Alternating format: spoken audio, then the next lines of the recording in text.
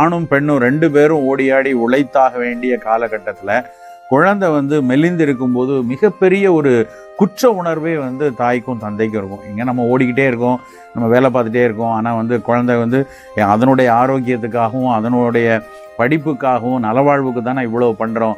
ஆனால் அந்த குழந்தை எதிர்பார்த்த எடையோடு இல்லை, அடிக்கடி அதுக்கு ஏதோ ஒரு சளி பிடிக்குது, இல்லை தும்மல் வருது, காய்ச்சல் வருது. எல்லாருமே குழந்தைக்கு நல்லா சாப்பாடு கொடுக்குறியா இல்லையான்னு கேட்குறாங்க அப்படின்னு வருத்தப்படாத இளம் பெற்றோர்களே இல்லைன்னு சொல்லலாம். அந்த அளவுக்கு குழந்தை மெலிந்து இருப்பதை பற்றி கவலைப்படக்கூடிய பெற்றோர்கள் நிறைய பேர் இன்றைக்கி இருக்காங்க. அப்போ நம்ம அந்த குழந்தைய எப்படி எடையை கூட்டுறது? இப்போ பொதுவாக எந்த மருத்துவர்கள்ட்ட ஏதாவது ஒரு சளிக்காகவோ இல்லை காய்ச்சலுக்காகவோ வரக்கூடிய அப்பா அம்மாக்கள் குழந்தைய எடுத்துகிட்டு வந்தாங்கன்னா தவறாமல் கேட்கக்கூடிய ஒரு கேள்வி, ஏதாவது ஒரு நல்ல டானிக் எழுதிட்டாங்க, அந்த டானிக் சாப்பிட்டா அந்த குழந்தை பசிச்சு நல்லா சாப்பிடணும், கொஞ்சம் எடை கூடணும், அப்படி ஒரு டானிக் உடனடியாக எழுதிட்டாங்க அப்படின்னு சொல்லுவாங்க. ஆனால் அப்படி ஒரு டானிக் உண்மையிலே எங்கேயுமே கிடையாது. அதுதான் உண்மை.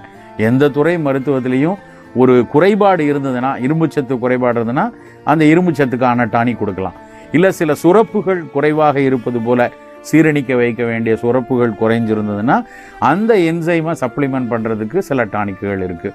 இப்படி ஏதாவது உயிர் சத்துக்களோ கனிம சத்துக்களோ ஒரு குறைபாடு இருந்தால் அதை நிறைவு செய்வதற்கான டானிக்குகள் தான் இருக்குமே ஒழிய ஒட்டுமொத்தமாக நல்ல பசியை தூண்டி நல்ல உடல் எடையை கூட்டும் அப்படின்னு கொடுக்கக்கூடதெல்லாம் அந்த மாதிரியான டானிக்குகள் எங்கேயுமே கிடையாதுங்கிறது தான் உண்மையிலே நிதர்சனமான ஒரு உண்மை.